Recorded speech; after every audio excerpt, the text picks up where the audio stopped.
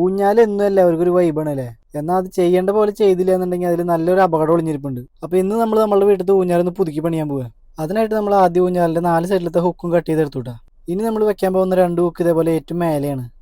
അതിൻ്റെ കാരണം എന്താണെന്ന് വെച്ച് കഴിഞ്ഞാൽ എങ്ങോട്ടാണോ ലോഡ് വരുന്നത് അതേ ഷേപ്പിൽ തന്നെ നമ്മുടെ ഹുക്ക് നിൽക്കണം. ഹുക്ക് അങ്ങനെ നിന്നില്ല എന്നുണ്ടെങ്കിൽ കൂടുതൽ ലോഡ് അതിൻ്റെ വെൽഡിങ്ങിലേക്ക് വരും. അപ്പോൾ താഴേക്കുള്ള ഹുക്ക് നമ്മൾ വേറെ 2 പണിയാനായിട്ട് ചെയ്തത്. അങ്ങനെ നമ്മൾ അതും വെൽഡ് ചെയ്ത് ഊഞ്ഞാൽ അളവിൽ സെറ്റ് ചെയ്തു. അതിനുശേഷം ബാലൻസ് ഉണ്ടായിരുന്ന ഫുൾ ചെയിൻ നമ്മൾ കട്ട് ചെയ്ത് മാറ്റി.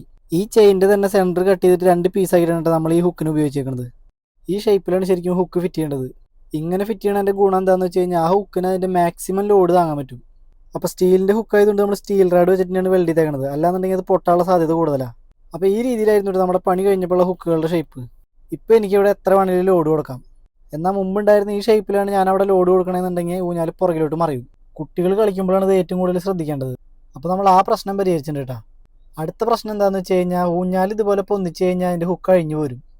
അത് അഴിക്കാൻ എളുപ്പത്തിന് വേണ്ടിയിട്ട് പലരും ചെയ്തു വെക്കണതാ. അങ്ങനെ ചെയ്യുന്നത് അപകടമാണ് കേട്ടോ. ഈ താഴ്ഭാഗങ്ങൾ എപ്പോഴും ക്ലോസ് ആയിട്ടിരിക്കണം. അല്ലാന്നുണ്ടെങ്കിൽ ആ ഊഞ്ഞാലൊരു സൈഡ് പൊന്തി കഴിഞ്ഞാൽ ആ ഹുക്ക് താനെ അഴിഞ്ഞു പോകും. അതും കുട്ടികൾക്ക് അപകടം ഉണ്ടാക്കും. അപ്പോൾ നമ്മൾ നമ്മുടെ ഊഞ്ഞാലിൻ്റെ ഈ പ്രശ്നങ്ങളൊക്കെ പരിഹരിച്ച് നല്ല അടിപൊളിയാക്കിയിട്ടുണ്ട്. ഇനി ടെൻഷനില്ലാതെ സുഖമായിട്ടിരുന്ന് ആടാം. അപ്പോൾ വീഡിയോ ഇഷ്ടപ്പെടുകയാണെങ്കിൽ ഒരു ലൈക്ക് അടിക്കട്ടാ. അപ്പോൾ അടുത്ത വീഡിയോ ആയിട്ട് കാണാം.